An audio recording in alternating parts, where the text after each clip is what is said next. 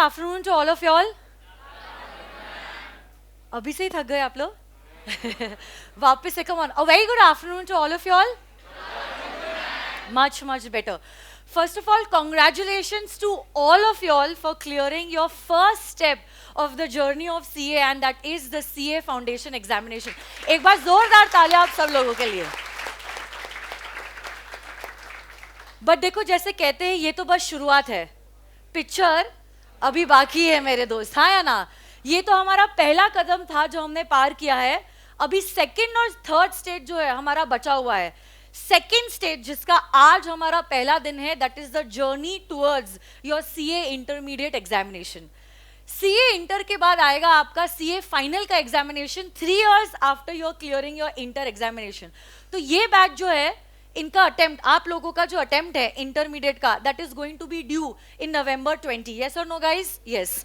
उसी के 3 साल बाद आपका सीए फाइनल का एग्जाम होगा, जिसके बाद आप जाने जाओगे एज अ चार्टर्ड अकाउंटेंट, जो आपकी लाइफ का टर्निंग पॉइंट रहेगा, आपकी लाइफ की एक नई बिगिनिंग रहेगी.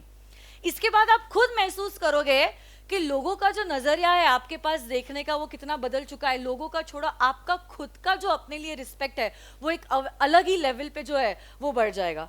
और इसी जर्नी में मैं ज्यादा नहीं, बस थोड़ा सा योगदान देने वाली हूँ through one paper at the inter level, and that is paper number 2 in group 1, which is known as corporate and other laws.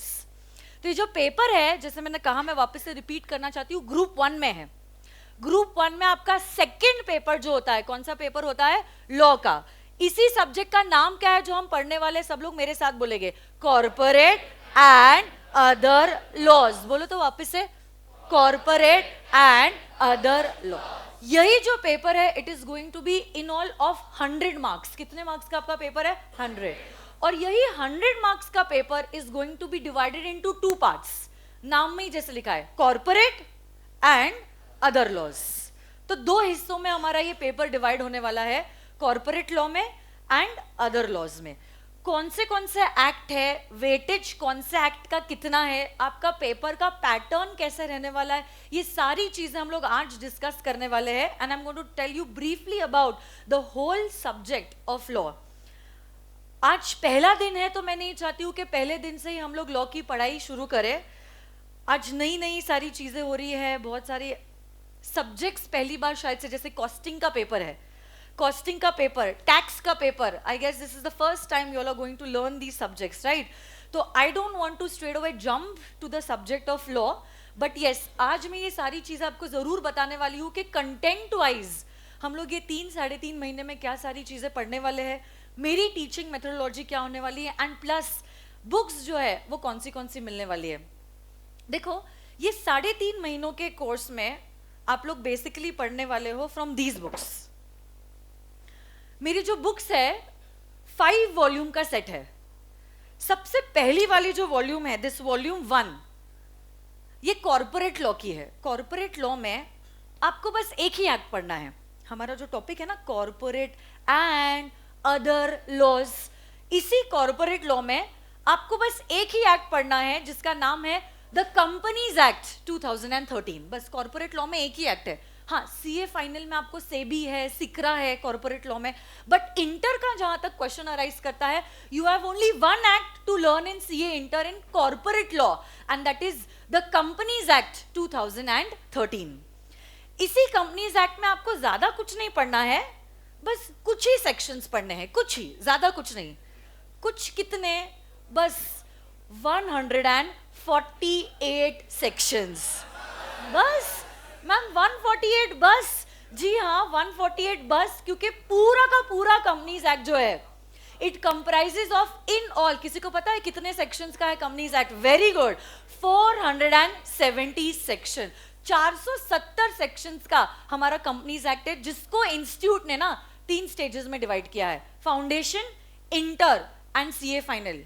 तो फाउंडेशन में इंस्टीट्यूट ने सिर्फ बेसिक टॉपिक्स कवर किए थे, कंपनी क्या होती है, प्राइवेट कंपनी क्या, पब्लिक कंपनी क्या, मेंबर्स क्या होते हैं, डायरेक्टर्स क्या होते हैं, कंपनी को इनकॉर्पोरेट कैसे किया जाता है, शेयर्स क्या होते हैं, डिबेंचर्स क्या होते हैं, सिर्फ बेसिक टॉपिक्स जो थे वो हमने कवर किए थे फाउंडेशन में.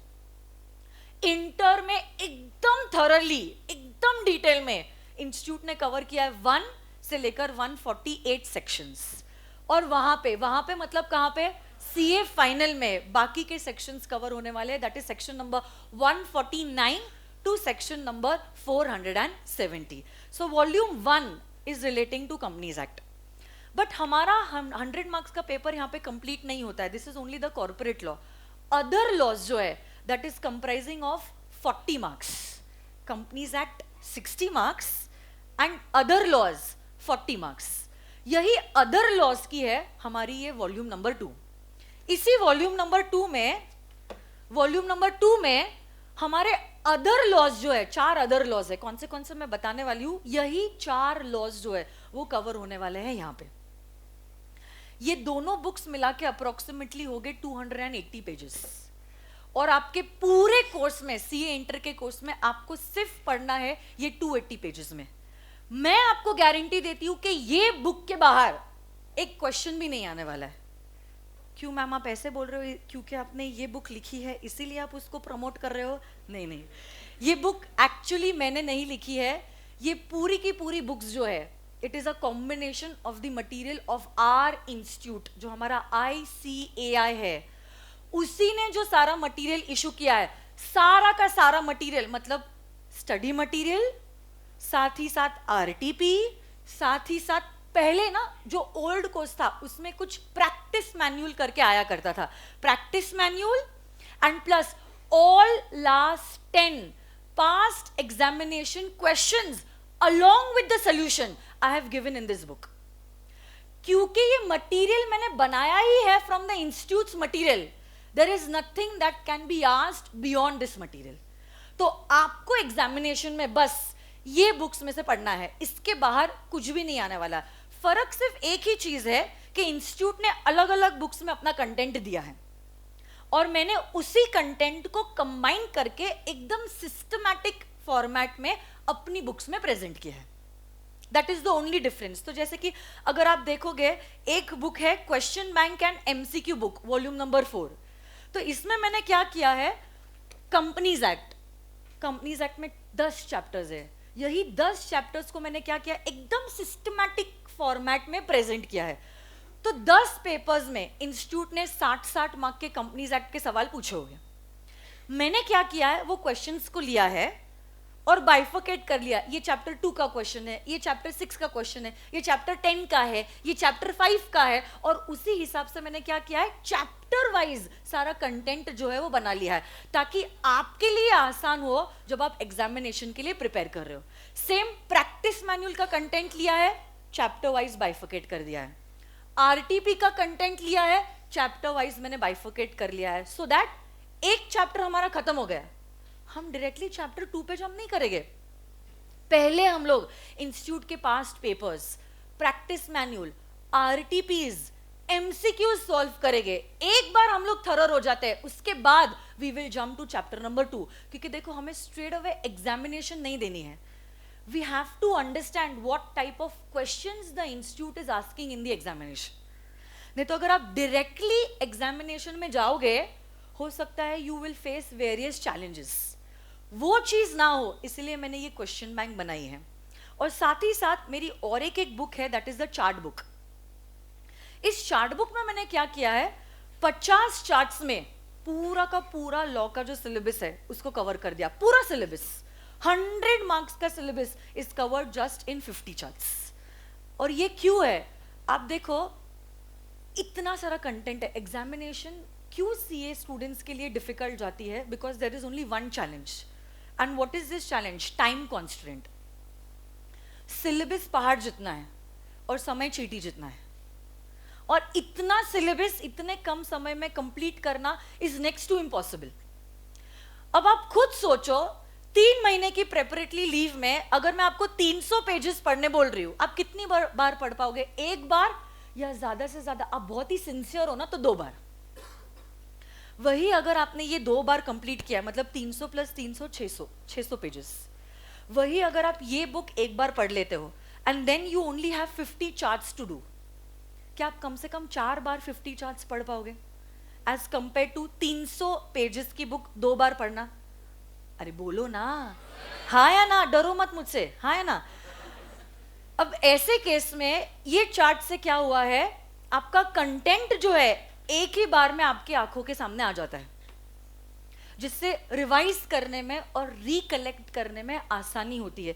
कोई भी चीज आप देख लो, अगर पिक्टोरियल ग्राफिकल प्रेजेंटेशन रहता है ना, चीजें जल्दी से दिमाग में बैठ जाती है, एज कंपेयर टू सिर्फ थियोरी है, थियोरी है, थियोरी है, और वो भी अगर ब्लैक एंड व्हाइट बुक्स है तो राम भरोसे, हाँ या ना। तो इसी चीज को मैंने क्या किया है, अपनी बुक्स को कलरफुल रखा है, प्लस सारे कंटेंट को 50 चार्ट्स में मैंने स्क्वीज कर दिया है, ताकि जब आप पढ़ाई करोगे आपका फटाफट एक सेक्शन के बाद दूसरा, दूसरे के बाद तीसरा, तीसरे के बाद चौथा, एक लिंक रहती है लॉ के पेपर में, वही लिंक एक साथ आपको आंखों के सामने नजर आए। उसी चीज के लिए मैंने क्या किया है, ये चार्ट बुक बनाई है for the last moment revision, examination के 1 डे पहले and even during the preparatory leave. तो ऐसे करके ये सारी बुक्स जो है आपको मिलने वाली है। Don't worry, all these books will be given to you, they are inclusive of the fees. तो इसके लिए आपको एडिशनली कुछ भी देने की जरूरत नहीं है। जहां तक मेरे सब्जेक्ट की बात है, मेरे सब्जेक्ट की बात है, अभी रिसेंट एग्जामिनेशन जो हुआ नवंबर 2019 का, ओके, जिसका रिजल्ट अभी आया 3 फेब को, you will not believe, SPC से जो 48 रैंकर्स आए ना, मेजॉरिटी रैंकर्स जो है उनको रैंक इसीलिए मिला है क्योंकि उनका अकाउंट्स और लॉ में स्कोर अच्छा था। अकाउंट्स और लॉ में स्कोर अच्छा था। मेरी जो ऑल ओवर इंडिया रैंक 29 है, उसको लॉ में कितने मिले होंगे फाउंडेशन में? 92 marks. 92 marks in CA foundation, 92 marks, उसके मार्क्स में 2 गरीब बच्चे पास हो सकते। सीरियसली आप सोचो, 92 मार्क्स। मैं मैथ्स की या इकोनॉमिक्स की बात नहीं कर रही हूं। मैथ्स और इकोनॉमिक्स फाउंडेशन में एमसीक्यू है, गोला गोला, एक गोला मारा, सही गोला लग गया तो बिंगो, हाँ या ना। आपकी फाउंडेशन का जो लॉ का पेपर, इट इज नॉट गोला गोला based, it is an actual subjective paper. Subjective paper में उसको 92 मार्क्स मिले, it is not a joke, try to understand that. बच्चे एग्जामिनेशन छोड़ो, 50 की उम्मीद रखते, 50 मार्क्स मिल जाए खुश हो जाएंगे, भगवान हम यात्रा पे आ जाएंगे, हाँ या ना। वो ऐसे सब्जेक्ट में अगर उसने 92 मार्क्स स्कोर किया है, मतलब आप खुद सोच लो, 29 रैंक है उसकी, ऐसा भी नहीं है AIR 1 है। मैम रैंक वैंक छोड़ो, बस पास हो गए, वही उम्मीद है, हाँ या ना। तो देखो ये चीज क्यों पॉसिबल हुई है, ये चीज इसीलिए पॉसिबल हुई थी बिकॉज उसने मल्टीपल टाइम्स रिवीजन किया था। और पेपर को प्रेजेंट करने का एक तरीका होता है जो मैं क्लास में आप लोगों को करवाने वाली हूँ। हर एक चीज जो मैं क्लास में बोलती हूँ अगर आप फॉलो करोगे, I am giving you the guarantee that you will clear. हाँ, unless and until you are attentively attentive, then only I can take the guarantee. नहीं तो यहाँ पे फिजिकली प्रेजेंट हो, दिमाग में सोच रहे हो अभी 14 फेब आने वाला है, उसको क्या गिफ्ट दूं मैं, मेरी तो दिन भर क्लास चालू है, उसको क्या बोलूंगा, हाँ या ना। So if you are attentively attentive, then I am giving you the guarantee that you are going to clear the examination in the first attempt. Not only clear, you are going to score an exemption if you are following all the instructions that I am telling you. I am giving you the guarantee कि बहुत मजा आएगा आपको ये subject पढ़ने के लिए। In fact जितना मजा मुझे आया है आपकी बुक्स बनाने में, ये सारे एग्जाम्पल सर्च करने में, I am giving you the guarantee उतना ही मजा आपको भी आने वाला है इस पेपर को पढ़ने के लिए। बस आप अपनी तरफ सिंसियर रहिए। मैं ये नहीं कह रही हूं आप सीरियस हो जाओ। देखो सीरियस होने में और सिंसियर होने में फर्क होता है। देखो बचपन से सुनते हैं ना, सीरियस हो जाओ, 10th स्टैंडर्ड की examination is going to make a difference, पढ़ाई करो करो पढ़ाई करो, कुछ पिक्चर नहीं, टीवी बंद, तब तो नेटफ्लिक्स था नहीं, बट अब मुझे बोलना पड़ा नेटफ्लिक्स बंद, प्राइम अमेजॉन प्राइम बंद, no movies, no parties, no कुछ नहीं। ऐसा मैं ये नहीं कह रही हूँ। देखो सिंसियरली आप पढ़ाई करो, नॉट सीरियसली। सीरियस पढ़ाई में तो मैं भी बिलीव नहीं करती हूँ, अदरवाइज मैं तो सिर्फ यही कहूँगी सब बुकवर्म्स बन जाओ। अगर बुकवर्म्स बन जाओगे तो आप रैंक पार लोगे, ऐसा नहीं होता है। It is not about seriousness, it is about your sincerity, how sincere you are, how dedicated you are and how honest you are to yourselves. अगर अपने लिए आप सिंसियर बन गए अगर आपने अपने लिए कर दिया ना, believe me, everyone is going to give you the respect. नहीं तो लोगों को देर नहीं लगेगी ये बोलने के लिए कि बच्चा पुणे में तो गया था पढ़ने के लिए, और अब आप जानते ही हो कि आगे की बातें रिलेटिव्स क्या बोलने वाले हैं। बस पुणे नाम आ गया मतलब लोगों को लग गया 10 चीजें हैं, बच्चा बिगड़ गया है, हाथ से निकल गया है। हाँ या ना? मतलब ऐसा भी हो सकता है कि हमने दिन भर पढ़ाई की, कुछ घूमे नहीं, घंटा एक घूमे नहीं हम लोग, बट बोलने के लिए लोग काफी है। और जितने कॉल आपको आपके बर्थडे के दिन नहीं आएंगे, उतने कॉल आपको जरूर रिजल्ट के दिन आएंगे। उसमें अगर रिलेटिव्स के जो बच्चे हैं उन्होंने सेम एग्जामिनेशन दिया है और वो क्लियर हो गए, बस फिर तो अब व्हाट्सएप ग्रुप है, फैमिली फॉर एवर, हम साथ साथ है, लग जाएगी सब में। हाँ या ना? तो टेक्नोलॉजी जितनी अच्छी है उतना बुरी भी बन सकती है। हाथ में आपके है, आपका करियर आपके हाथों में है, आपके चॉइसेस आपके हाथों में है। पहला तो कदम आपने एकदम सही उठाया है, एंड आई एम श्योर कि ये जर्नी में भी मेरा साथ रहेगा, सिर्फ क्लासेस के वक्त नहीं, क्लासेस के दौरान भी और क्लासेस के बाद भी। ये मैं आपको गारंटी देती हूँ। करंटली मैंने बहुत सारे टेस्ट भी आप लोगों के लिए अरेंज किए हैं, तो हमारे वीकली टेस्ट होने वाले हैं। एवरी फ्राइडे टू फ्राइडे या तो Saturday to Saturday we are going to have weekly test, और ये test I am going to, these test papers I am going to personally check. मैं खुद पर्सनली एक एक बच्चों का पेपर जो है वो चेक करने वाली हूँ, ताकि आई कैन गाइड यू कि क्या आपकी स्ट्रेंथ है और क्या आपकी वीकनेस है। क्योंकि देखो इस क्लास में बेटा हर बच्चा जो है is not the same, every child is a unique child. इसकी स्ट्रेंथ हो सकती है, इसकी वीकनेस है, और इसकी वीकनेस हो सकता है, इसकी स्ट्रेंथ है। तो अगर मैं आपको कुछ कमेंट्स भी दे रही हूं कि आपको ऐसा करना चाहिए या वैसा करना चाहिए, it is not going to be applicable, it is not going to be applicable to all of y'all, because every child is a different child. तो आपके लिए क्या एप्लीकेबल होने वाला है वो मैं आपको पर्सनली गाइड करने वाली हूं after you all are giving the test. तो देखो मैं बताती हूं मेरा अप्रोच कैसा रहेगा आपको सिखाते वक्त। सबसे पहली बात तो when I will start teaching you all,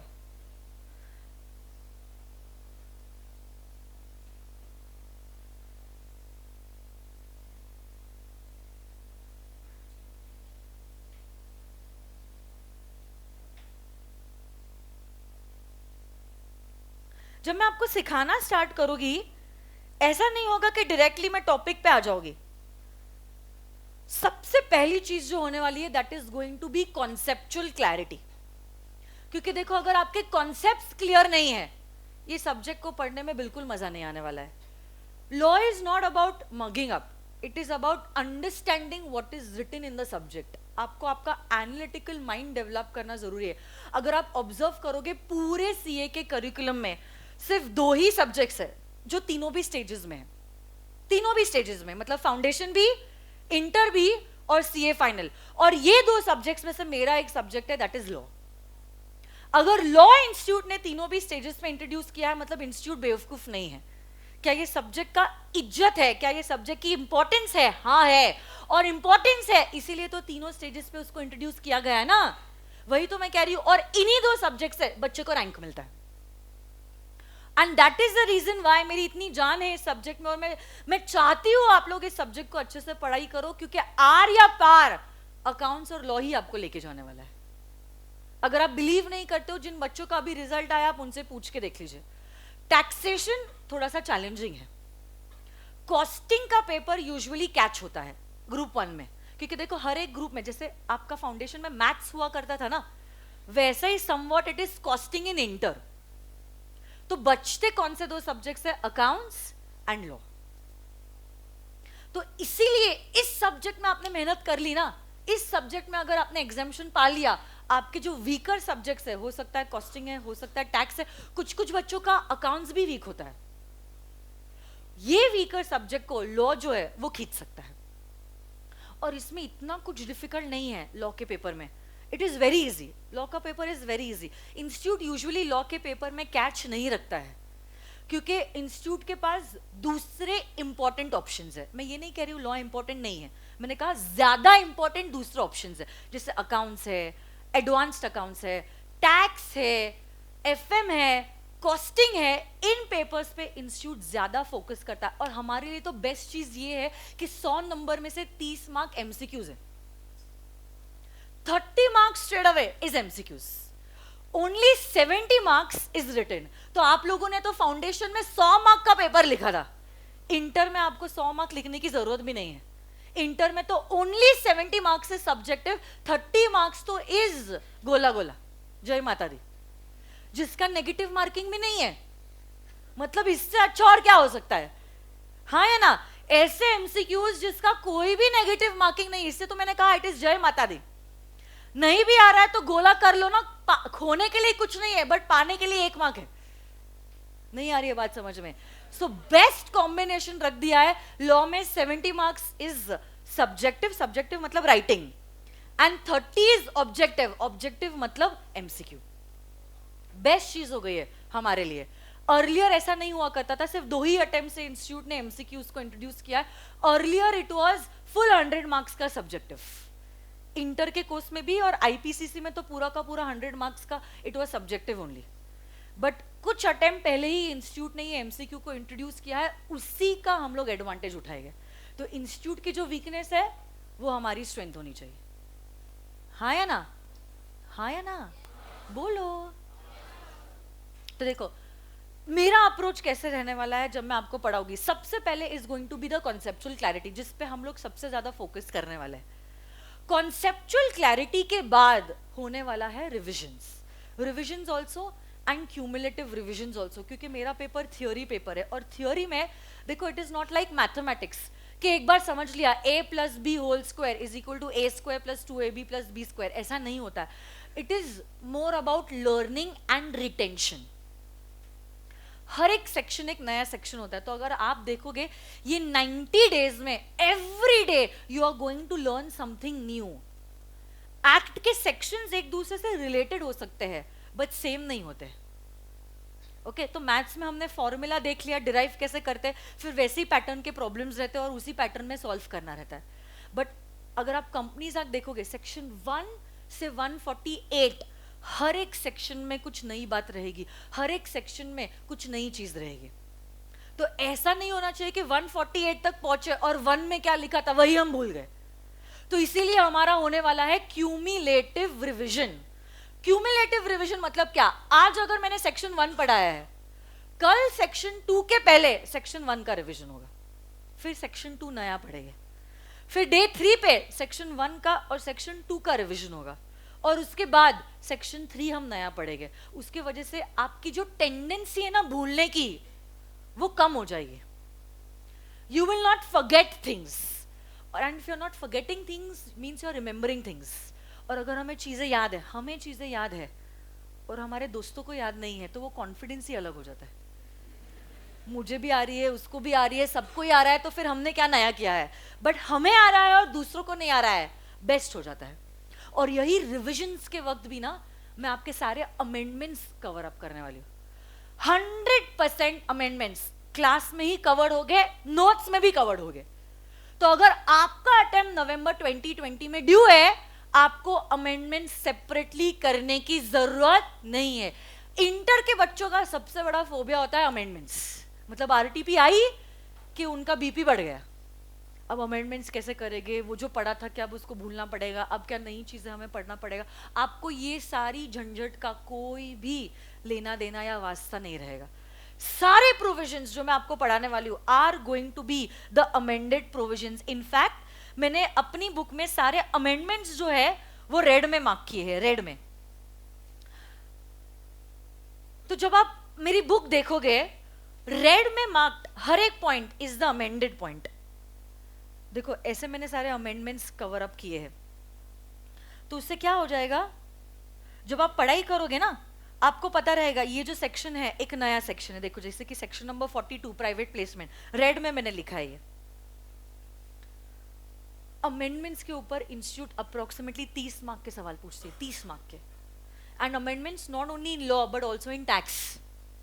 तो अमेंडमेंट्स पढ़ना बहुत ज्यादा इंपॉर्टेंट होता है। बट डोंट वरी, आपके लिए तो मैं अमेंडेड सेक्शंस ही पढ़ाने वाली हूँ। सबसे पहले सुबह उठ के पता है मैं क्या करती हूँ, एमसीए की वेबसाइट देखती हूँ। MCA ministry of corporate affairs. क्या कोई नया रूल आया है, क्या कोई नया रेगुलेशन आया है, या क्या कोई नया नोटिफिकेशन आया?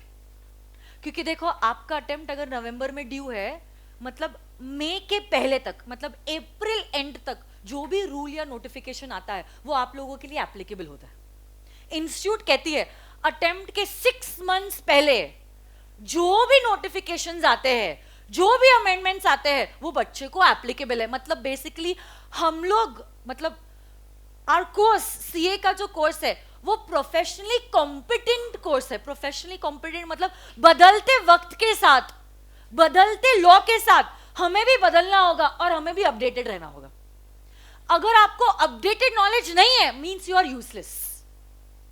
पुराने प्रोविजन तो हर कोई बच्चा जानता है, जो फेल भी हुआ है और जो पास भी हुआ है, बट अपडेटेड प्रोविजन वही बच्चा जानता है जिसने अमेंडमेंट्स की पढ़ाई की है। एंड इसीलिए 100 मार्क्स के पेपर में से इंस्टीट्यूट 30 मार्क अमेंडमेंट पूछता है, बिकॉज इंस्टीट्यूट को इसी 30 मार्क के आंसर से समझ में आएगा क्या आप प्रोफेशनली कॉम्पिटेंट हो या नहीं हो। बाकी के 70 मार्क्स के क्वेश्चंस तो अगर आपने अमेंडमेंट ना भी किए तो भी सेम है, और अगर अमेंडमेंट किए तो भी सेम है। तो इंस्टीट्यूट परखेगा कैसे क्या प्रोफेशनली कॉम्पिटेंट हो या नहीं? Only through these amendments. So this is my guarantee, every amendment, जिस दिन अमेंडमेंट आएगा ना, मैक्स टू मैक्स, मैं कह रही हूँ मैक्स टू मैक्स 48 आवर्स, मतलब 2 डेज, क्योंकि मुझे एक दिन नोट्स बनाने लगता है और एक दिन प्रिंट करने के लिए लगता है। दूसरे दिन आपके पास अमेंडमेंट्स आ जाएंगे। अभी तो बैच शुरू होने के पहले, मतलब फेब 1 तक जितने भी अमेंडमेंट्स आए हैं, नवंबर, दिसंबर एंड फुल जनवरी, ये 3 महीने के अमेंडमेंट्स तो कवर हो गए, क्योंकि बुक 1 फेब को प्रिंटिंग को गई थी, उसके वजह से 1 फेब के बाद के अमेंडमेंट्स कवर नहीं हुए। फेब, मार्च, अप्रैल तो अभी तक आया ही नहीं है। मार्च और अप्रैल के अगर कुछ नए अमेंडमेंट्स आ भी जाते हैं, अगर मैंने वो सेक्शन नहीं पढ़ाया है, क्या बात है, अमेंडेड सेक्शन ही पढ़ाओगे। बट सपोज अगर मैंने सेक्शन पढ़ा लिया है, सपोज सेक्शन नंबर 3 में ही चेंज आ गया, सेक्शन 3 तो ये वीक में ही पढ़ाऊंगी मैं, और नोटिफिकेशन बाद में आया, आप घबराओ मत, आपकी बैच तो 15 मई तक चलने वाली है। आपके बैच के दौरान ही मैं आपको बता दूंगी ये सेक्शन में चेंज आया है, ये अमेंडेड नोट्स है, ये कॉपी आपके पास रखो। 48 hours के within all the amendments will be in your hand. So mentally you will be at peace कि मेरे सारे अमेंडमेंट्स कंप्लीट हो चुके हैं। बाद में इंस्टीट्यूट की आरटीपी लेट भी आए ना, तो भी हमारा बीपी नहीं बढ़ेगा, क्योंकि हमें ऑलरेडी पता है हमने मई के पहले तक के सारे अमेंडमेंट्स जो है ना वो कवर कर दिए। ये टेंशन फाउंडेशन में नहीं था, क्योंकि फाउंडेशन में ऐसी कोई एक्ट नहीं थी जिसमें चेंजेस आ रहे थे, एक्सेप्ट फॉर कंपनीज एक्ट की कुछ होल्डिंग और सब्सिडरी कंपनी की डेफिनेशन में चेंज आया था।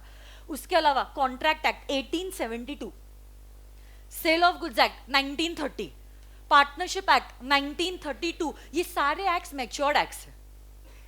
1872 की एक्ट आप 2013 में पढ़ रहे हो, सालों साल हो गए वो एक्ट को आके, वो एक्ट ने अपने आप को मैच्योर कर लिया है। बट कंपनीज एक्ट सालों साल पहले नहीं आई है, अभी आई है 2013 में।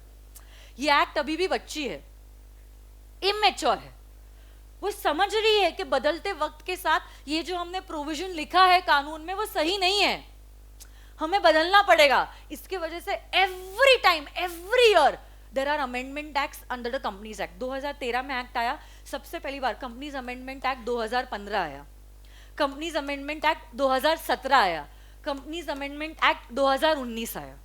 3 अमेंडमेंट एक्ट्स आ चुके हैं, अमेंडमेंट एक्ट्स। और हर रोज जो रूल्स और नोटिफिकेशंस और रेगुलेशंस जो चेंज हो रहे हैं उनकी तो गिनती ही नहीं है, वो तो अलग ही है।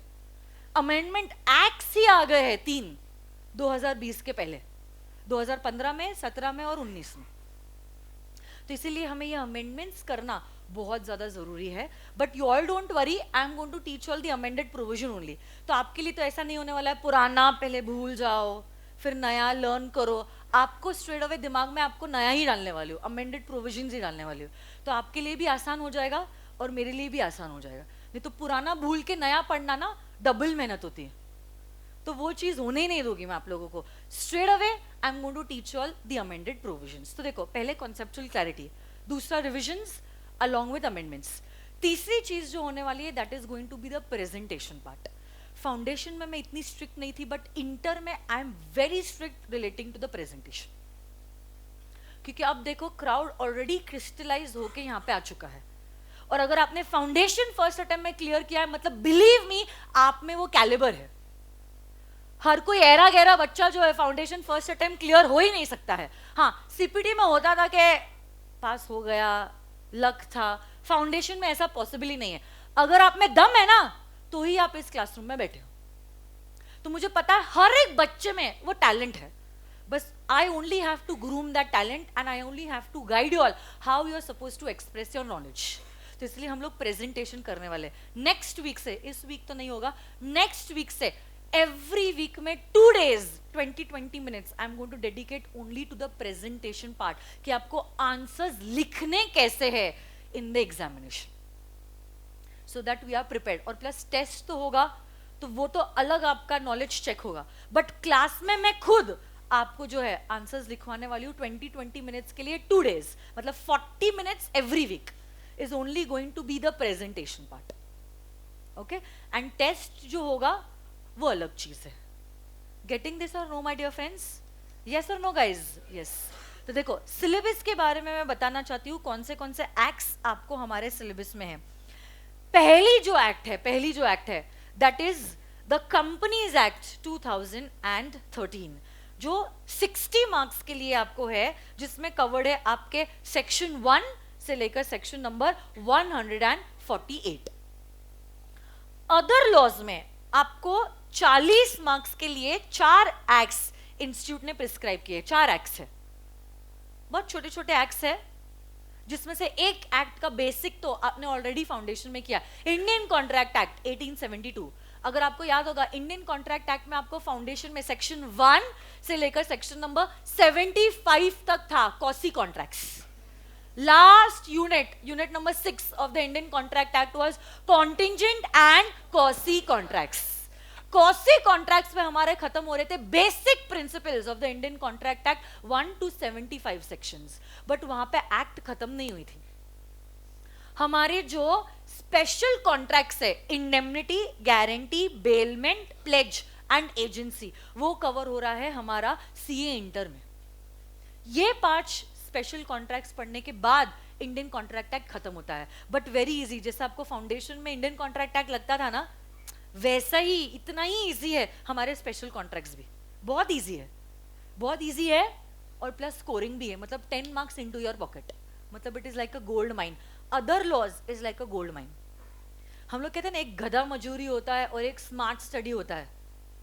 आपको गधे बनना है, बोलो ना, कि स्मार्ट स्टडी करनी है। ये स्मार्ट स्टडी तभी पॉसिबल होगा जब आपने इक्वल इज्जत 40 मार्क के अदर लॉस को दी। बच्चे क्या करते हैं, कंपनीज एक्ट में ही डूब जाते हैं, उसके बाहर ही नहीं आ पाते हैं।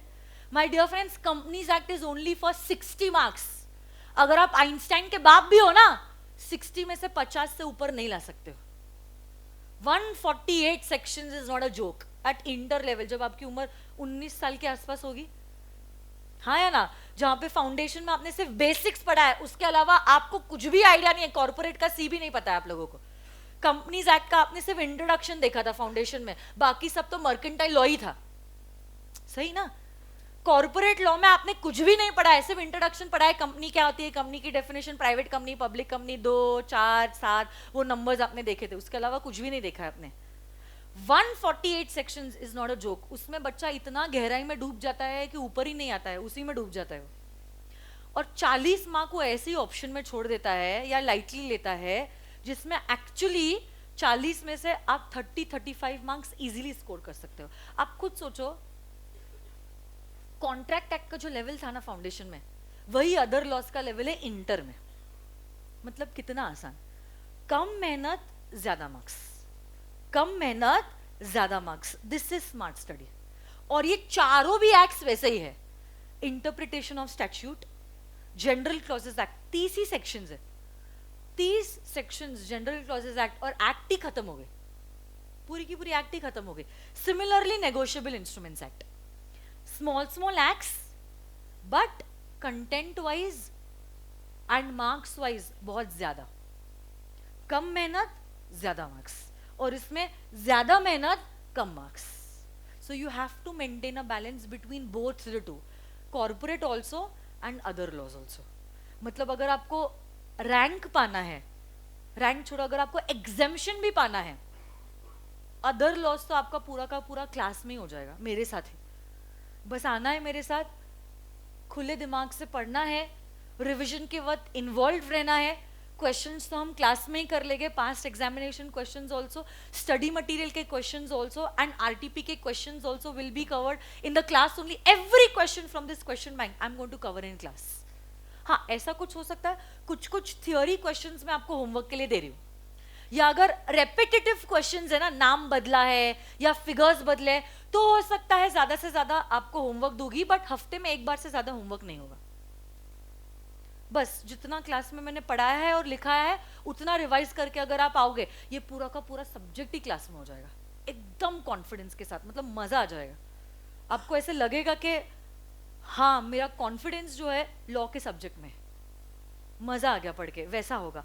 तो देखो 40 मार्क का जो है आपका अदर लॉस रहने वाला है। फर्स्ट है हमारा इंडियन कॉन्ट्रैक्ट एक्ट, दूसरा है negotiable instruments act, bill of exchange, cheque, promissory note, वो भी अकाउंट्स में कुछ कुछ हुआ है, कितने पार्टीज होते हैं, कौन प्राइमरीली लायबल, किसका राइट होता है, किसकी ड्यूटी होती है, चेक कब प्रेजेंट करना होता है, कौन पेइंग बैंकर है, कौन कलेक्टिंग बैंकर है, चेक अगर डिसऑनर हुआ तो मैं क्या कर सकती हूँ, यही सारी चीजें कवर्ड है under the negotiable instruments act. तीसरा जो है वो जनरल क्लॉजेस एक्ट है। जनरल क्लॉजेस एक्ट क्या है? It is the law of all loss. General clauses act, कुछ भी चीज अगर कानून में लिखी है, हम उसको इंटरप्रेट कैसे करते हैं वो बताया गया है under the general clauses act. Similarly वैसे ही लाइन पे है हमारा इंटरप्रिटेशन ऑफ स्टैट्यूट। स्टैट्यूट मतलब कानून, कानून को कैसे इंटरप्रेट करते हैं वो बताया गया है अंडर आईओएस। तो ऐसे करके 5 एक्ट से, एक कंपनीज एक्ट है और 4 अदर लॉज में है। 60 + 40 ऐसे करके कुल मिला के आपका जो पेपर है that is going to be for 100 marks. मेरे आपसे क्या एक्सपेक्टेशन है? First expectation from you all is to have a separate notebook for law. एक ही नोटबुक चाहिए, 2 या 4 नोटबुक्स मेंटेन करने के लिए आपको नहीं कह रही हूं, एक ही notebook, but this notebook should be a separate notebook. हाँ, ऐसा नहीं होना चाहिए कॉस्टिंग भी उसमें ही है, टैक्स भी उसमें ही है, अकाउंट्स भी उसमें ही है और लॉ भी उसमें ही है। कुछ पैसों के लिए अपने लाखों बर्बाद मत करना। हाँ सच में, अगर एक अटेम्प्ट गया मतलब 6 लाख गए समझ लो। It is going to cost you 6 lakh. 6 lakh में क्या क्या नहीं हो सकता है। आपकी जो ड्रीम बाइक थी वो आप ला सकते, बाइक क्या कार भी आ जाएगी 6 लाख में। आपको महीने भर का फॉरेन ट्रिप करना है, अकेले क्या कपल में भी हो जाएगा 6 लाख रुपए में। होगा या नहीं होगा? तो कुछ हजारों के लिए अपने लाखों मत बर्बाद करना। Get a separate notebook for law. एक नोटबुक लगेगी स्टेशनरी वाइज, दूसरा मेरे को लगेगे मार्कर पेन्स। किसी के पास है मार्कर पेन्स और स्टिक नोट्स? बताइए ना मुझे। दो ही दो और स्टिक नोट्स दे दो। ऐसी स्टिक नोट्स लगेगी, इसके भी अलग अलग साइजेस होते हैं, तो मुझे ये एक साइज चाहिए और इससे बड़ा वाला एक साइज आता है वो मुझे चाहिए, और ऐसी मार्कर पेन्स चाहिए। Please don't use gel pens and ball pens, क्योंकि ये जो मेरी बुक्स है अगर आप देखोगे these books are coloured books and coloured books में अगर आप जेल पेन से लिखते हो ना स्मज हो जाता है। तो अगर आपको जेल पेन या बॉल पेन यूज करनी है, you can write on this stick note and stick it over here, या तो फिर अगर आप डायरेक्टली लिखना चाहते हो examples and all that, you can use this marker pen and you can directly write on this particular book. तो stationery wise एक तो मुझे चाहिए notebook, stick notes and this particular pen. Plus second rule है, do not use your mobile phones while you are in my class. It is a personal request to all of you all. And I am a very strict teacher. किसी को भी अगर मैंने phone पे पकड़ लिया chat करते वक्त या फोन पे बात करते वक्त, तब एक तो उनका फोन कॉन्फिस्केट हो जाएगा 2 दिनों के लिए, और प्लस कॉन्फिस्केट होने के बाद उतना ही नहीं रहेगा, सजा ये होने वाली है रात भर मैं आपके फोन से चैटिंग करने वाली हूँ। तो अब आप देख लो what is at your risk. ठीक है, तो ये चीज बिल्कुल भी मत करना। कोई भी बातें क्लास में नहीं करेगा। अगर बातें करते वक्त या सोते वक्त कोई भी पकड़ा गया तो उसको नहीं, उसके आजू बाजू वाले को फटके मिलने वाले। तो जिम्मेदारी आपकी है। And the third and last instruction and rule of my classes, please be on time. Why I am telling you, because अगर आप टाइम पे नहीं, आज तो पहला दिन था इसलिए मैंने किसी को कुछ नहीं कहा है, बाद में क्या होता है मैं आपको बताती हूँ। ये इस क्लासरूम का सबसे बड़ा ड्रॉबैक है कि इसका जो एंट्री है वो सामने है। कोई भी बच्चा दरवाजा खोलता है ना, सबकी नजरें उसके पास जाती है, मतलब अटेंशन मुझसे उसके पास, मतलब मैं क्या कॉन्सेप्ट पढ़ा रही हूँ सब गया वार्ड में, अमेंडमेंट है, लॉ है, डिफिकल्ट है, सब गया, पूरा अटेंशन मुझसे जीरो और सारा ध्यान उसके पास। मतलब उसमें अगर लेट आने वाली लड़की रही ना, नजरों से पीछा नहीं छोड़ते आप लोग, किधर बैठी है, किसके साथ बैठी है, कल तो उधर बैठी थी उसके साथ, आज इधर क्यों आई है। तो ये सारी चीजें जो है मैं नहीं चाहती हूँ कि क्लास में हो। Please, it is a request to all of y'all, please be on time and there is no reservation system in my class. y'all can sit anywhere, it is on first come first serve basis. Please places के लिए मत झगड़ना कि ये मेरी जगह है, ये यहाँ पे कैसे बैठा, ऐसा कुछ भी नहीं है। फर्स्ट कम फर्स्ट सर्व, जहां पे आपको जगह मिली है वहां पे बैठ जाओ, but be on time. I don't want the class to get disturb. ये वीक तो ठीक है, नेक्स्ट वीक से मैं क्या करने वाली हूँ, दरवाजे को लैच लगा देने वाली हूँ, जब तक मेरा रिविजन कंप्लीट नहीं होने वाला है। Latecomers will be outside the classroom only. फिर एक ही पॉइंट पे मैं क्लासरूम का दरवाजा खोलूंगी and then everyone will enter together. Unnecessary, देखो 1 minute lost is not 1 minute lost, my 1 minute lost, it is a 1 minute loss for 250 students, so it is 250 minutes that I am losing. This I don't want to happen. देखो अगर सिर्फ मेरा, मैं अगर आपको personal tuition दे रही होती ना और चार्ज कर रही होती, मुझे कुछ टेंशन नहीं होता। आपके पैसे, आपका समय है, आपके हिसाब से आना है नहीं आना है, मत आओ, मेरे को फर्क नहीं पड़ता। But this is not a personal tuition, try to understand, we are a class and we have to respect the rules. क्योंकि अगर हम डिसिप्लिन मेंटेन नहीं करेंगे ना, प्रॉब्लम मुझे नहीं बेटा आपको होगा। क्योंकि अटेम्प्ट किसका है, मेरा या आपका? आपका। और अटेम्प्ट का समय फिक्स्ड है, दैट इज नवंबर 2020। ऐसा तो नहीं है कि after every November there is a May and after every May there is a November. हमें अटेम्प्ट पहले इसमें क्लियर करना है। तो ऑब्वियसली बात है, अगर पहले इसमें क्लियर करना है, we have to be planned कि 15 मई तक ग्रुप 1 खत्म, 16 मई से लेकर जुलाई एंड तक ग्रुप 2 खत्म, और फिर अगस्त सितंबर अक्टूबर 3 महीने प्रिपरेटरी लीव। तो उसके लिए मुझे ये डिसिप्लिन मेंटेन करना बहुत ज्यादा जरूरी है। देखो अगर मस्ती करनी है तो मस्ती मैं भी करवा सकती हूँ, उसका कोई रोक नहीं है, क्लास मेरी है, मेरी मर्जी मेरा मन। बट मैं नहीं चाहती हूँ कि मैं आपको मस्ती करवाऊं एट योर करियर कॉस्ट। ये समझने की कोशिश करो, मस्ती करने के लिए 100 चीजें हैं पुणे में जो हम कर सकते हैं, सैटरडे नाइट को भी और फ्राइडे नाइट्स को भी या शाम को भी। बट आप समझने की कोशिश करो, ये जो पैसे हैं जो आप लोगों ने मुझे दिए हैं, it is not for entertainment. अगर आप एंटरटेनमेंट के लिए क्लास में आए हो तो ये पैसे तो आप मूवीज में ही दे दो। हर रोज आपको नई पिक्चर देखने मिलेगी, पूरे 3 महीने आप नई पिक्चर्स देखोगे, मॉल में जाओगे, थिएटर में जाओगे, रेस्टोरेंट्स में जाओगे, सब जगह जाओगे। But this money, your hard earn parents का money, it is not for entertainment, it is an investment that they have put in you, and this you have to repay to them and to yourselves. खुद के लिए भी तो आपको respect बनानी है ना। आप खुद की रिस्पेक्ट नहीं करोगे, you can not expect that others will respect you. बोलो मुझे, आप खुद के समय की रिस्पेक्ट नहीं करोगे, क्या आपको लगता है मैं आपके समय की रिस्पेक्ट करूंगी या कोई भी और आपके समय को रिस्पेक्ट करेगा? नहीं, ऐसा नहीं होता। You have to give this dedication to yourselves, then you will get this respect from others. और इसलिए मैंने 3 ही रूल्स बनाए। एक स्टेशनरी का रूल है जो मुझे चाहिएगा, दूसरा है about the mobile phones, and तीसरा है during the punctuality of my class. इन 3 चीजों के अलावा I am not expecting anything from you. मैं सिर्फ ये एक्सपेक्ट कर रही हूँ आप आओ खुले दिल से और खुले दिमाग से मेरे लेक्चर सुनो और मेरे साथ रिविजन लो। बाकी सारी चीजों का ध्यान जो है, I will be taking care of it, don't worry. चाहे वो रिविजन हो, चाहे वो अमेंडमेंट हो, चाहे वो नोट्स हो, या चाहे वो क्लास के बाद के मैराथन लेक्चर्स क्यों ना हो, सारी चीजें मैं आपसे करवाऊंगी। बस आपको अपने लिए जो है वो डेडिकेशन देना है। हाँ या ना? करेंगे हम लोग सब? हाँ या ना? पक्का? गारंटी? देखो आज मैं सिर्फ आपको थोड़ा सा इंट्रोडक्शन दूंगी अबाउट द कंपनीज एक्ट, ज्यादा कुछ नहीं दूंगी। पहली एक्ट जो है हमारी, पहली एक्ट, उसका नाम है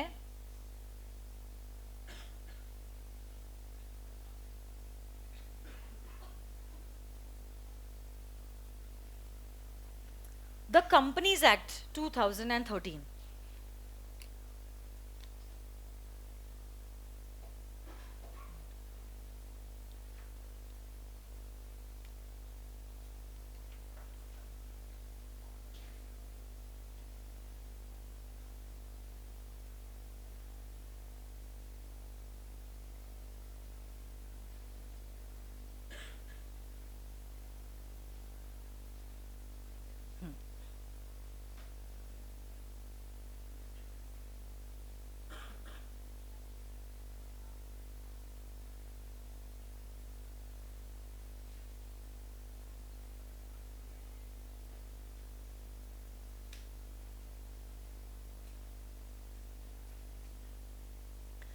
सबसे पहली एक्ट जो है उसका नाम है द कंपनीज एक्ट 2013। अगर आप देखोगे ये जो एक्ट का नाम मैंने यहां पे लिखा है, एक्ट के नाम में हर कोई लेटर का, हर कोई वर्ड का पहला लेटर जो है, द का टी, कंपनीज का सी, एक्ट का ए, मैंने कैपिटल में लिखा है। नजर आ रहा है आपको? हर एक वर्ड का पहला लेटर जो है, क्या वो आपको कैपिटल में नजर आ रहा है? द कंपनीज एक्ट 2013, टी जो है, सी जो है, ए जो है, वो सब कुछ कैपिटल में है। तो ये चीज क्या मैंने डेकोरेशन पर्पस के लिए लिखी है? हर एक वर्ड का पहला लेटर जो है, क्या मैंने ऐसे डेकोरेशन पर्पस के लिए लिखा है? अरे बोलो ना। There is a reason behind it. क्या होगा इसका रीजन आपके हिसाब से? हर एक वर्ड का पहला लेटर जो है मैंने कैपिटल में लिखा है, तो क्या हुआ होगा वो रीजन? ऐसा क्यों मैंने लिखा होगा? क्या मैं आपको इम्प्रेस करना चाहती हूँ इसीलिए कि भाई चलो ऐसा लिखेंगे तो मस्त लगेगा, क्या हवा होगी मेरी? क्या ऐसा कुछ है? नहीं, देयर इज अ रीजन। देखो, मैं आपको लॉ का सब्जेक्ट पढ़ा रही हूँ। कौन सा सब्जेक्ट पढ़ा रही हूँ? लॉ। और ये जो कानून की दुनिया है ना, ये अपनी दुनिया है। ये अपने सपने खुद सजाता है और ये अपनी दुनिया जो है खुद बसाता है। A particular word could mean something in layman's language and it could mean totally something different in law. तो अगर उसका मीनिंग अलग है, उसका प्रेजेंटेशन भी अलग होना चाहिए। अगर उस शब्द का मतलब कुछ अलग है, उसको लिखने का तरीका जो है वो भी कुछ अलग होना जरूरी है। तो जैसे कि एक सिंपल सा वर्ड यहीं पे ले लेते हैं, एक्ट। अगर इसी शब्द को मैं लिखती हूं with a small A, act, इसी वर्ड को मैं लिखती हूं with a small A, act, तो इस शब्द का मतलब ना हो जाता है एक्शन। इस शब्द का मतलब हो जाता है एक्शन। हम लोग बहुत बार अपने दोस्तों से बात करते करते भी कहते हैं, how could you act in such a manner? बोलते या नहीं? How could you act in such a manner? Act इस वर्ड का मतलब होता है तूने ये हरकत करी कैसे, तेरा एक्शन जो है वो गलत है। बट देखो यहां पे हम लोग एक्ट विद अ स्मॉल ए नहीं लिखना चाहते हैं, एक्शन नहीं कहना चाहते हम। एक्ट जो हमने लिखा है with a capital A, act का मतलब होता है a particular piece of legislature which has been passed under the parliament.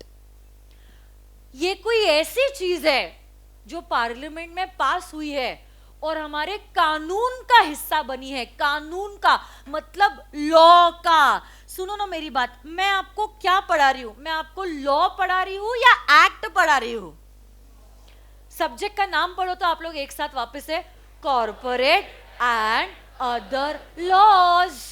Corporate and other, corporate and other. मैं आपको एक्ट पढ़ा रही हूं या लॉ पढ़ा रही हूं? तो मैम, ओ मैम, लॉ और एक्ट तो सेम ही होता है ना? लॉ और एक्ट सेम नहीं होता है। ऐसे कैसे? हमने तो बचपन में यही सीखा था, लॉ मतलब ही एक्ट होता है और एक्ट ही तो लॉ होता है ना। नहीं होता है सेम, तो अलग अलग कैसे है? बताओ फिर मुझे। किसमें क्या होता है? वापस से। एक्ट में सेक्शंस रहते हैं। क्या बात है, very good, please clap hands for her. बहुत ही बढ़िया। मैं जो आपको पढ़ाने वाली हूं that is going to be law. और जब मैं कहती हूं ना कि मैं आपको लॉ पढ़ाने वाली हूं, law law law, law is going to comprise of 3 things. Law में 3 चीजें होने वाली है। सबसे पहली चीज जो लॉ में होने वाली है that is going to be our act. क्या होने वाला है? एक्ट। तो जैसे कि the companies act 2013, the Indian contract act 1872। But सिर्फ एक्ट कानून नहीं होता है। एक्ट एक्ट के साथ साथ हम लोग देखने वाले हैं रूल्स। हर एक कानून के अपने रूल्स होते हैं। अगर आप देखोगे कंपनीज एक्ट 2013 जो है उसमें सेक्शंस कम है और रूल्स ज्यादा है। आप बोलोगे मैम सेक्शंस कम कहाँ है, 470 है। कम सेक्शंस है as compare to previous companies act 1956। 1956 में सेक्शंस थे 658। कितने सेक्शंस थे? 658। सेक्शन 658 और रूल्स बहुत कम।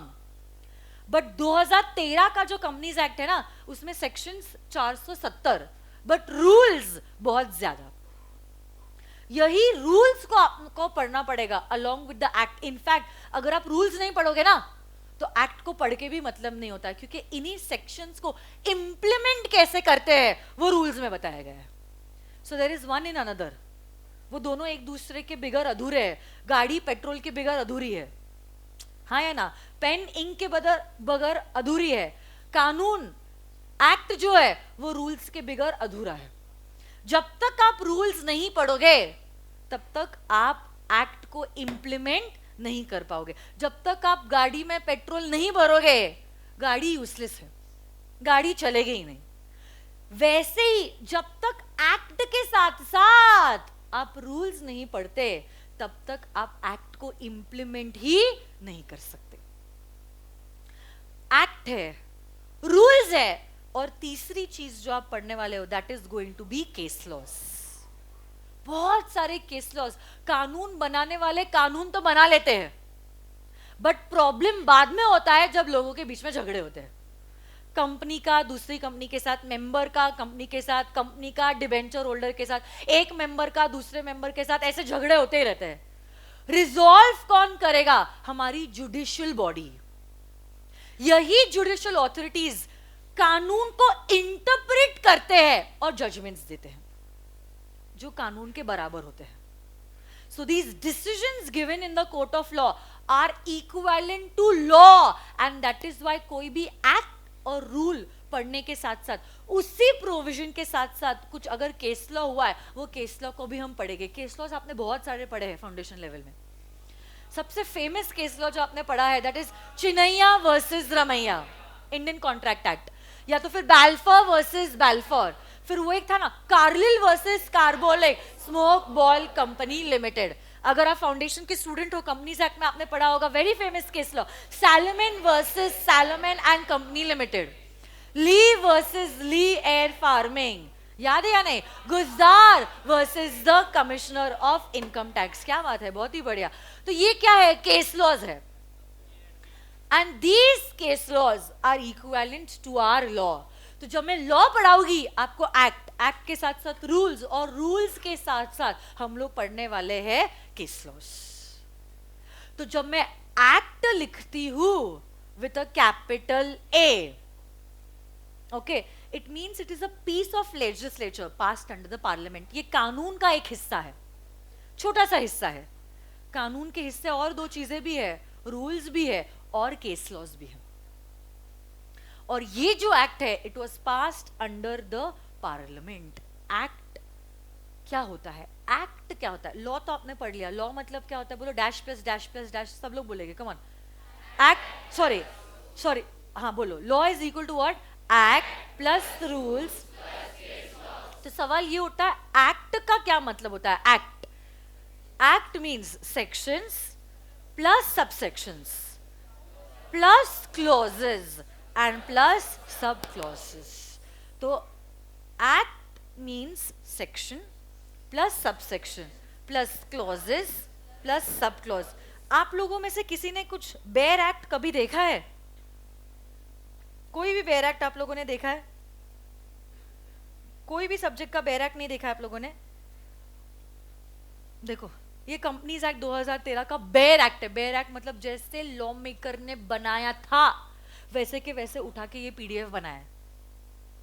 इसमें कुछ भी चेंजेस नहीं है। जैसा कानून है वैसा ही ये पीडीएफ है, सेम टू सेम। तो देखो बेयर एक्ट कुछ ऐसा दिखता है।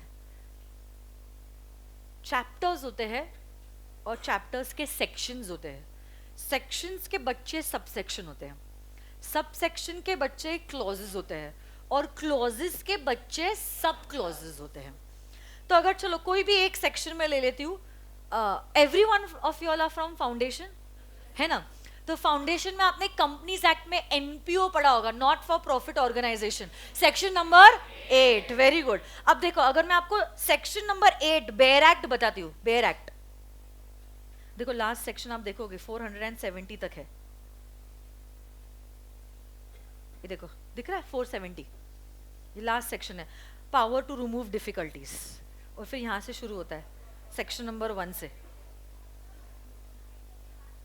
आफ्टरनून का सेशन है, आज पहला दिन है, इसलिए for some coffee for all of you all, coffee का मजा लेते लेते लेक्चर लेंगे, ठीक है?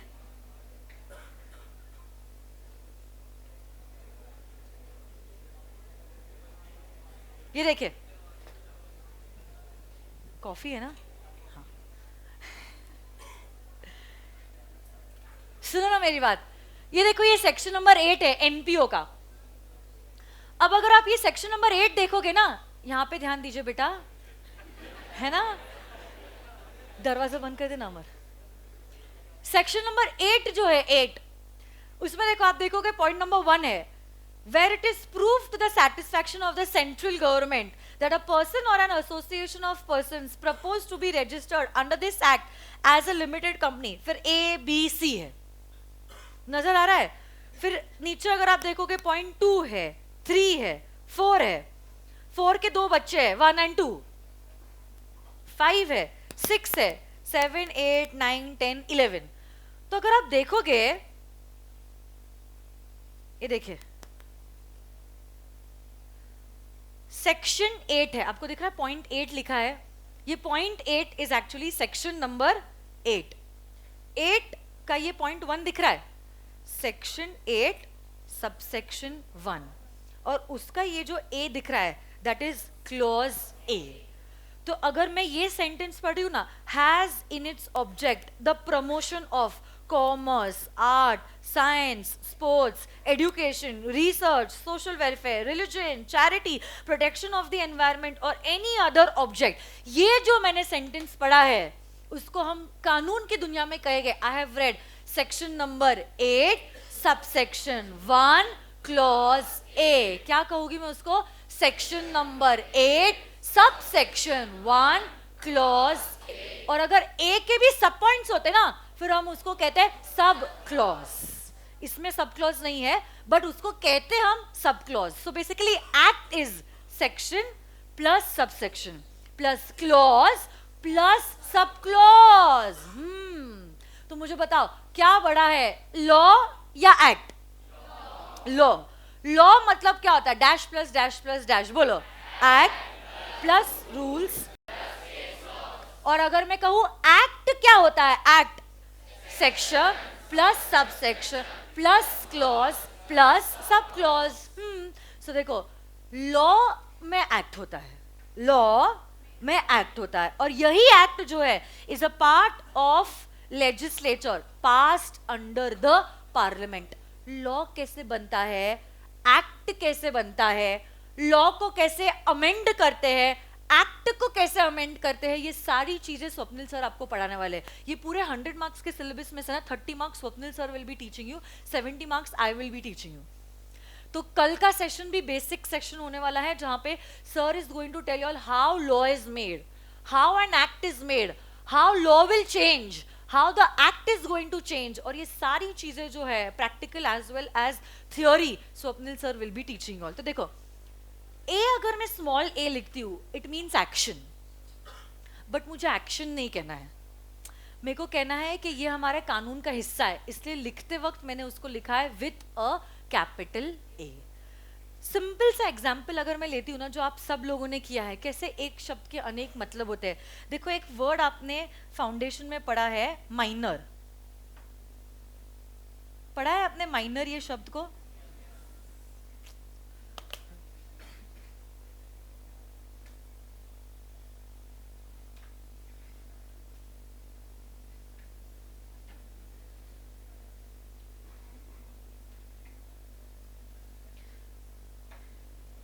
यही माइनर शब्द जो है ना,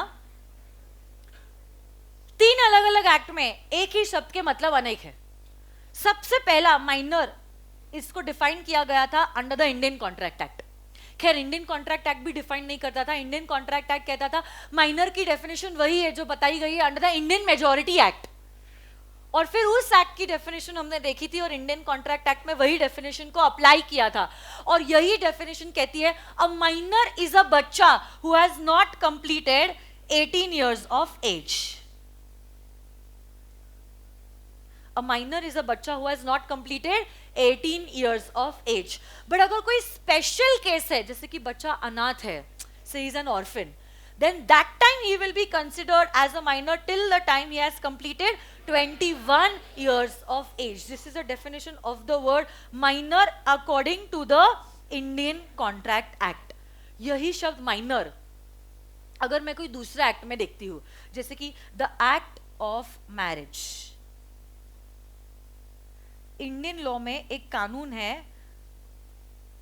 मैरिज से related. I am really sorry for this marker, I don't know there is some technical issue. आप समझ लो ये मैरिज लिखा है मैंने, ठीक है, भावनाओं को समझो मेरे। मैरिज ये जो शब्द है, according to the marriage act a minor can not get married. मतलब अगर आपको शादी करनी है, do you have to be a major? अरे बोलो ना। बट इस एक्ट में माइनर हो या मेजर हो will depend upon your gender, कि आप लड़की हो या आप लड़के हो। Means girls can get married once they are 18 years of age, but boys can get married only after 21 years of age. तो आप बोलोगे ma'am why should only girls have all the fun? वाहियात बच्चों। Well, the answer to this question is not a matter of fun. वही मैं कह रही हूँ, वाहियात बच्चों, संभालो अपने आप को, ठीक है। पहले ही दिन पुणे की हवा लग गई आप लोगों को। वहीं पे there is a third law in India relating to voting. There is a third law in India relating to voting. और अगर मैं voting की बात करूं, only a major can vote. Only a major can vote means a minor cannot vote. But यहाँ पे voting से related जो law है, it does not have gender discrimination. चाहे आप लड़का हो या चाहे आप लड़की हो, both can vote when they are 18 years of age. तो मैम कानून क्या ये कहता है कि 18 पे लड़के लोग जो है वो तो देश चला देंगे राम भरोसे, बट घर नहीं चला पाएंगे? ऐसा ही हुआ ना? क्या कानून का ये मतलब होता है? नहीं। देखो, जब कभी भी कोई भी कानून बनता है, इसके पीछे एक कारण होता है, ऑब्जेक्टिव, जो प्रीएम्बल में लिखा होता है कि क्यों हमने ये कानून को बनाया है, और उसी मकसद के अनुसार, उसी पर्पस के अनुसार डेफिनेशंस ड्राफ्ट किए जाते हैं। तो मैरिज लॉ का पर्पस कुछ और है, वोटिंग लॉ का पर्पस कुछ और है, कॉन्ट्रैक्ट एक्ट का पर्पस कुछ और है, और उसी पर्पस के हिसाब से हम क्या करते हैं, उस वर्ड की डेफिनेशंस बनाते हैं। तो आप खुद देख लो, मैंने लाइव आपको बताया है प्रैक्टिकल एग्जाम्पल। शब्द एक है बट 3 कानून में क्या उसके मतलब अनेक है। तो वही तो मैं कह रही हूं ना, कानून की दुनिया ये अपनी दुनिया है। तो अगर एक ही शब्द के अलग अलग मतलब है, कंफ्यूजन ना हो, इसलिए हम क्या करने की कोशिश करते हैं, एटलीस्ट बनती कोशिश हम शब्द को प्रेजेंट करते वक्त एक अलग तरीके से लिखेंगे ताकि कंफ्यूजन ना हो। और इसलिए मैंने आपको कहा लॉ के पेपर में presentation is a very important thing, क्योंकि किस तरीके से आपने कानून को लिखा है उसके हिसाब से या तो आपके मार्क्स बनेंगे या तो आपके मार्क्स बिगड़ेंगे। कोई भी आंसर की अगर आप शुरुआत करोगे ना, आंसर होने वाला है according to the provisions of the companies act, according to the provisions of the Indian Contract Act, T capital, C capital, A capital, हाँ या ना? तो अब देखो, वही चीज अगर आपने स्मॉल में लिख दी, वहीं पे एग्जामिनर आपके मार्क्स डिडक्ट कर देगा। और अगर आपको वो श्रूड एग्जामिनर मिल गया ना, आपका आंसर ही चेक नहीं करेगा। वो यही बोलेगा कानून तूने पढ़ा ही क्या है जब तुझे कानून का नाम ही लिखने नहीं आता है। I don't want to see your answer. And that is why presentation is a very important, playing a very important role in your examination. तो कैसे आंसर लिखना है, कौन सा शब्द यूज करना है, वो आपको ध्यान में रखना पड़ेगा. और वो मैं क्लास के वक्त ही कहूंगी कि आपको वर्ड यूज करना है नॉट इनवैलिड. कुछ बच्चे नॉट इनवैलिड को लिखते हैं वैलिड. वैसे नॉट इनवैलिड वैलिड ही होता है, but there is a reason. तब मैं बताऊंगी जब मैं सेक्शन पढ़ाऊंगी ना कि क्यों लॉ मेकर ने वैलिड यूज नहीं किया, नॉट इनवैलिड यूज किया.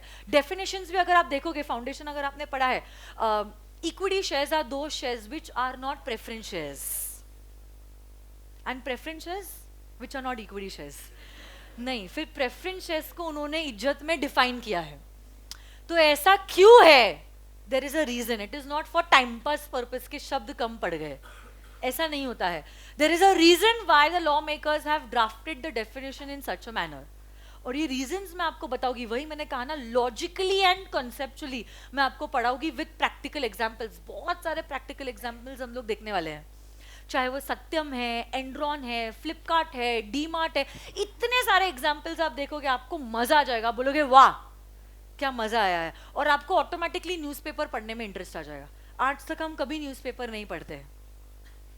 हाँ मैम, पढ़ते भी होगे पुणे टाइम्स का पेज 3 है ना, उसके क्योंकि हमें देखना है कौन किसके साथ है, कौन कहाँ घूमने गया है, हाँ या ना.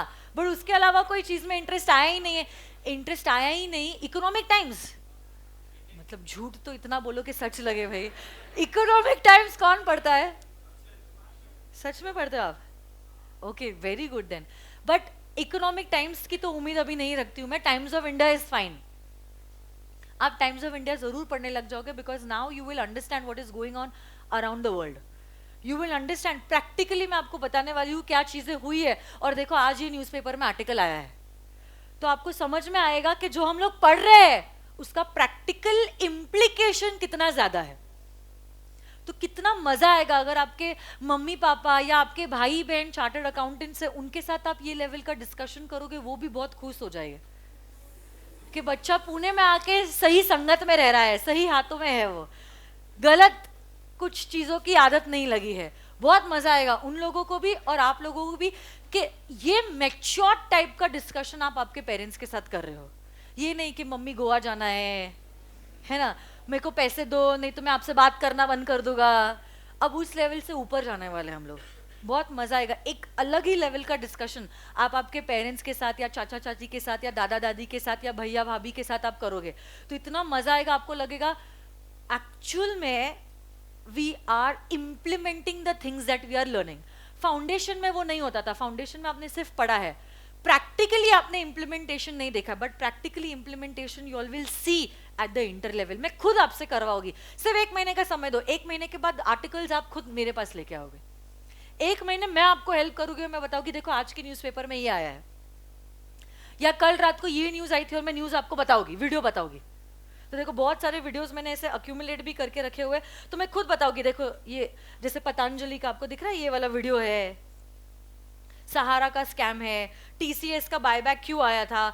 इस साल में कौन कौन आईपीओ के लिए आने वाला है, इनिशियल पब्लिक ऑफर. तो थोड़े बहुत वीडियोस तो मैं बताऊंगी, बट आई एम 100% श्योर 1 महीने के बाद, आप सिर्फ 15 मार्च के बाद देखना, आप जब न्यूज़पेपर पढ़ना चालू करोगे आप खुद मुझे इनपुट्स देखो मैम आज इसके बारे में आया, मैम ये देखो सेक्शन 44 प्राइवेट प्लेसमेंट ये कंपनी ने किया है, मैम देखो अमिताभ बच्चन जो है he had gone for a private placement of just dial limited. आप खुद ये चीज मुझे बोलोगे तो इतना मजा आएगा. You will also feel that you are adding value to the society. एक अलग ही लेवल पे वो नॉलेज चले जाता है. बुक्स से तो वो 30,000 के 30,000 बच्चे पढ़ते हैं जो एग्जामिनेशन दे रहे हैं. But we don't want to be like those students. पास कितना बच्चा होने वाला है? 10% बच्चा. 3,000. हमें वो 3,000 में से वो एक बच्चा होना है. तो वो बच्चा बनने के लिए जो अलग चीज है वो हम इस क्लास में करने वाले हैं. पढ़ाई तो हर बच्चा करने वाला है, बट पास हर बच्चा नहीं होने वाला है. तो वो जो पास होने वाला बच्चा है ना, जो अलग चीज कर रहा है, उसने क्या किया है वही चीज हम फॉलो करने वाले इस क्लासरूम में, so that you pass with flying colours. हर एक अलग चीज हम करने वाले, चाहे वो प्रेजेंटेशन का हो, प्रैक्टिकल नॉलेज का हो, या आपकी लैंग्वेज सुधारने का. सारी चीजें हम क्लास में करने वाले. We are not going to be bookworms. We are not going to be serious we are going to be sincere and it is going to give the best results. Class में भी कोई है rankers? Foundation में 2 बच्चों ने rank पाया था ना? आपका कौन सा रैंक था बेटा? 14 और आप 48 और आपका 33. क्या बात है, एक बार दोनों के लिए जोरदार तालियां. बहुत ही बढ़िया. इनके जैसे हमें बनना है. इन्होंने ऑलरेडी बार को सेट कर दिया है. We have to be like them. ये आपके जैसे ही है जो आज पुणे में आए हैं और पढ़ाई कर रहे हैं, और पढ़ाने तो आपको जैसे वैल्यू वैसे ही उनको वैल्यू है ना. ऐसा तो नहीं भाई उनको पर्सनल ट्यूशन है 4 के बाद आप ऑफिस में आ जाना, क्या ऐसा होने वाला है? नहीं.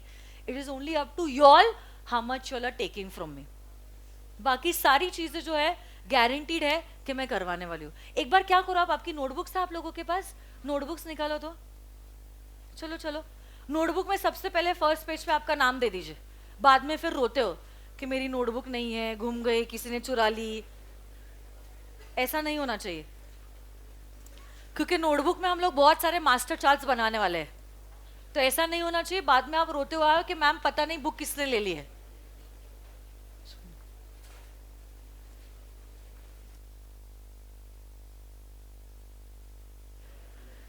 नाम लिख दिया. सबसे पहले ये सब्जेक्ट के बारे में लिख दो कि सब्जेक्ट में क्या सारी चीजें हैं.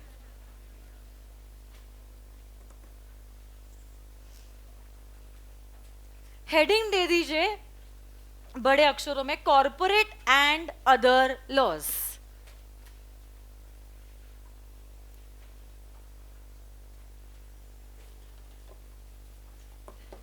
Corporate and other laws.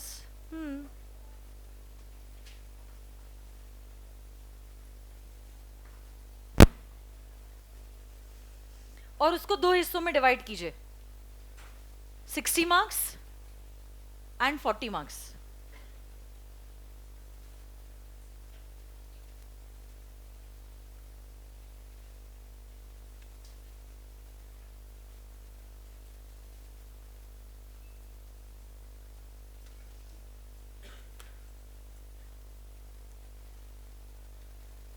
एक इंस्ट्रूमेंटल सॉन्ग बैकग्राउंड में प्ले कर रही हूँ, बट फोकस लिखने में होना चाहिए, ठीक है? लास्ट लेक्चर है मेरा आफ्टरनून का, इसलिए ये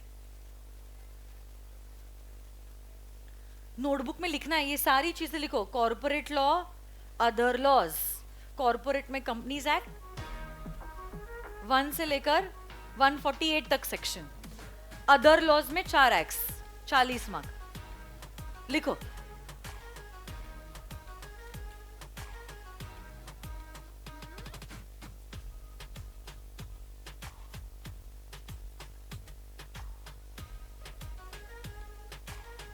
All my virtual students also have to maintain a separate notebook for law, okay?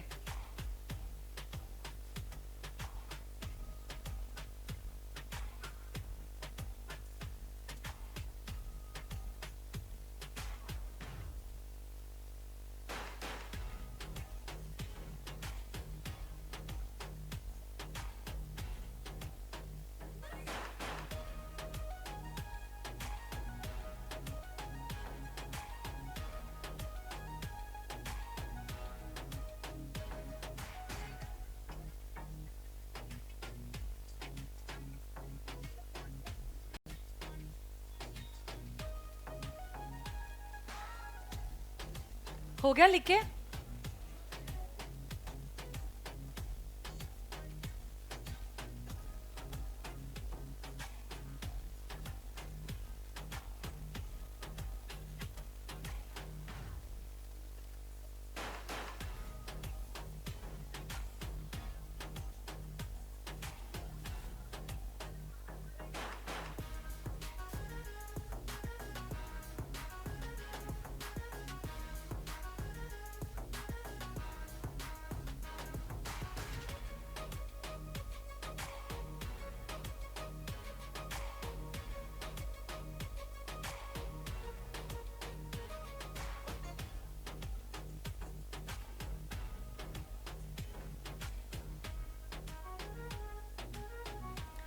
हो गया?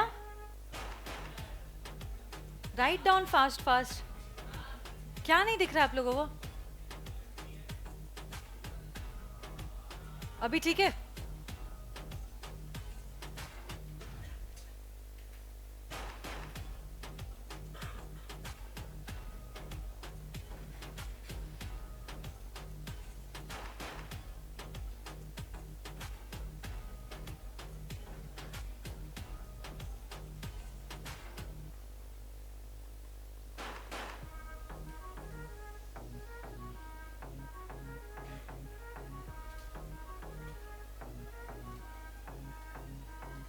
Okay, I'm assuming you all are done with this writing part, okay? अब नेक्स्ट चीज जो आप लिखोगे वो ये रहेगी कि लॉ क्या होता है और एक्ट क्या होता है. लिखिए, law is equal to act plus rules plus case loss.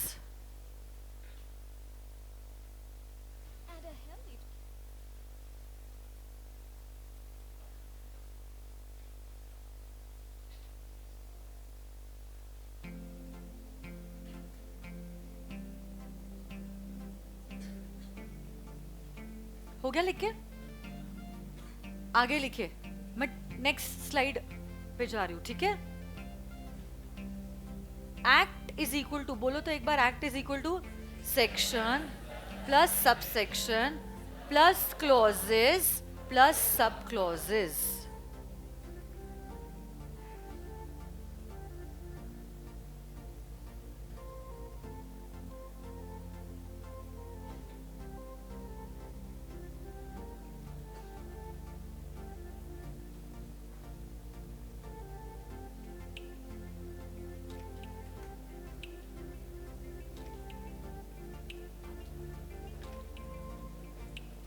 What is wider, act or law? Law is equal to what? Act plus rules plus case. And act is equal to section plus sub plus clause. Very good. आखिरी में ये लिख दीजिए.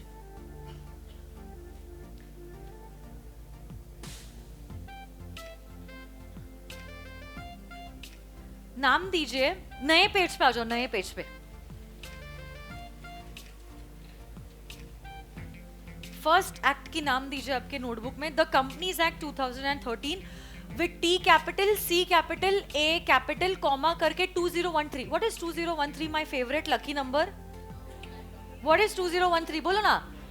It is a year in which this act was passed under the parliament. 1 अप्रैल 2013 को. जैसे Indian contract act 1 सितंबर 1872. याद है क्या कुछ?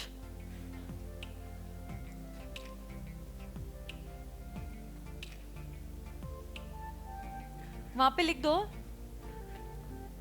टी, सी और ए को ऐसे हाईलाइट कर दिया ना आप लोगों ने. लिखो, मैं डिक्टेट कर रही हूं, लिखो आप लोग. While writing the name of any act, अब वापस से एक्ट ए में होगा, कैपिटल ए में. While writing the name of any act with a capital A,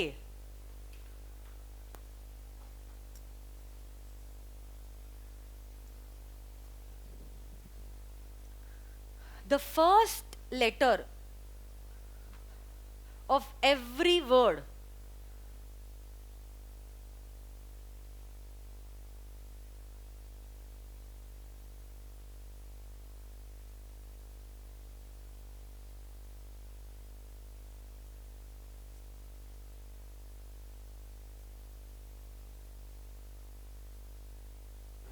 the first letter of every word has to be in capital.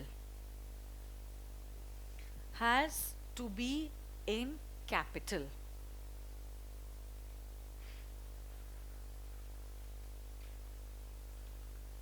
और फिर नीचे ये एग्जाम्पल लिख दीजिए, माइनर ये शब्द का एग्जाम्पल लिख दीजिए.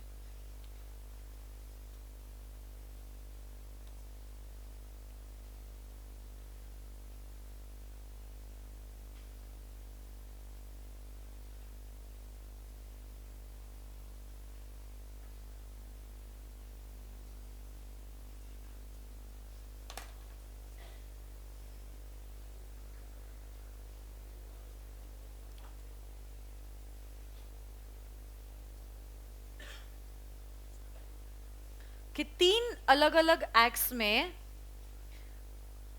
एक ही शब्द का मतलब अलग अलग है।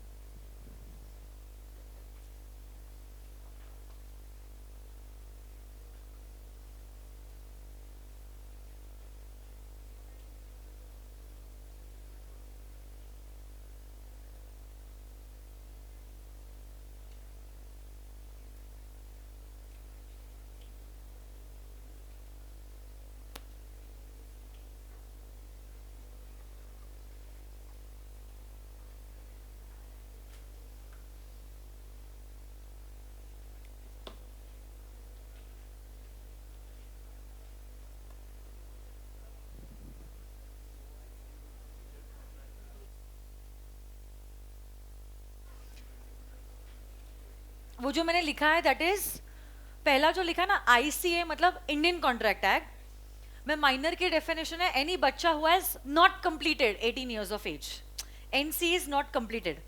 और स्पेशल केसेस जो होता है any child who has not completed, any person who has not completed 21 years of age will be considered as a minor. 21 का क्राइटेरिया कब एप्लीकेबल होता है? जैसे कि कोई बच्चा ऑर्फन है, ऑर्फन मतलब अनाथ, कॉन्ट्रैक्ट एक्ट के हिसाब से he will be considered as a minor till the time he is 21 years of age. Contract act मतलब अगर आपने ऐसे बच्चे के साथ कॉन्ट्रैक्ट एंटर किया जो माइनर है, वो कॉन्ट्रैक्ट वॉइड एब इनिशियो है। वॉइड एब इनिशियो मतलब एकदम null, it has no legal effect, this is according to contract act. But वही बच्चा 18 के एज में वोट कर पाएगा, नहीं आई बात समझ में, बट कॉन्ट्रैक्ट एंटर नहीं कर पाएगा। Contracts according to the Indian contract act and agreement enforceable by law. शब्द एक ही है बट इसके मतलब क्या अनेक है या नहीं है? अच्छा एक काम करो, अभी आप लोग बस 2 मिनट में मैं आपको छोड़ रही हूँ। आपका मोबाइल फोन है आप लोगों के पास? ये जो आज के दिन मैंने आपको पढ़ाया है 2 मिनट में उसका रिविजन हो जाने वाला है। मैं चाहती हूँ ये रिविजन आप रिकॉर्ड करो, ऑडियो रिकॉर्ड करो, कल आने के पहले बस ये 2 मिनट आपको सुनना है, बस सिर्फ इतनी आपसे एक्सपेक्टेशन है। 2 मिनट आप सुनो और फिर कल के लेक्चर में आओ। 1 ही मिनट लगेगा शायद, मुझे लगता है 2 मिनट भी ज्यादा है। You all can do the audio recording of whatever I have taught today. Everyone has to be involved, okay, in the revision process. This revision is for you, not for me. Okay. सबसे पहली बात मुझे बताइए, हम लोग क्या पढ़ रहे हैं, लॉ या एक्ट? क्या पढ़ रहे हैं हम लोग? लॉ या एक्ट? लॉ। तो लॉ जो है वो क्या क्या से बनता है? 3 चीजों से बनता है, dash plus dash plus dash, बोले come on. Act plus rules plus case. तो एक्ट का क्या मतलब होता है, क्या आप मुझे बता सकते हो?